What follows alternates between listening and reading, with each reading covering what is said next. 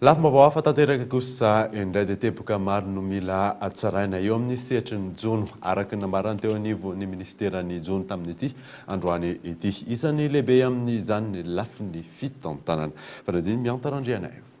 Fito faingo iray sanjato ny arkarena faobe no avy amin'ny jony ny taona 17 tokony iotra no izay anefa izany toka feno ny fepetra rehetra ny amin'ny fampiroboroboana ny tontolon'ny jona eto amintsika.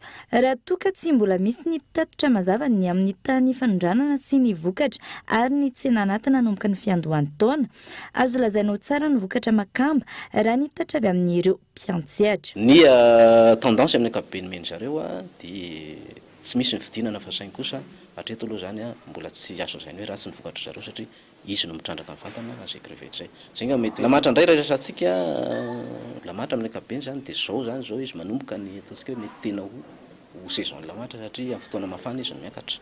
Teboka maro ankila no ilaina fanatsarana amin'ny sehatry ny jono izay ho iatrany teo anivon'ny ministera. Ijeritsika hoe averiko ihany ny zavatra teny masoan'ny ministera zany zao dia ny fanatsarana, ny fitantanana sy ny fahatsarana ny toeram-panjononana na ny toerana ivoan'ny vokatra indrindra.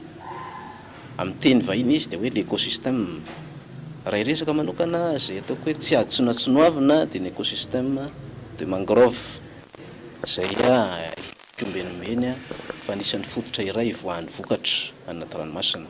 Ireny toeran'ireny no atao hoe toerana fanatodizana na toerana fitombony ka raha ireny tsy voaharo tsy voatantana tsara dia mazava ho azy misy vokadratsiny any amin'ny arena anaty rano sy ny jono. Ny taona 17 raha tsy ahivina, mahery ny 17,9 miliara ariary ny vola niditra tamin'ny Madagasikara tamin'ny alalan'ny fanondranana ireo vokatra. Makamba, drakaka, ny lamatra no isan'ny maro indrindra amin'ny ahondran'ny Madagasikara. Hatreto aloha azo lazainao tsy ampy ny vokatra vokarin'i Madagasikara na izany ho an'ny tinady any ivelany na ho an'ny tsena anatiny araka ny nambaran'ny mpandraharaha. Androany ankila no niatomboka ny fanofanana ireo mpiasa roanjato nifindra eo anivon'ity ministera ny jono ity.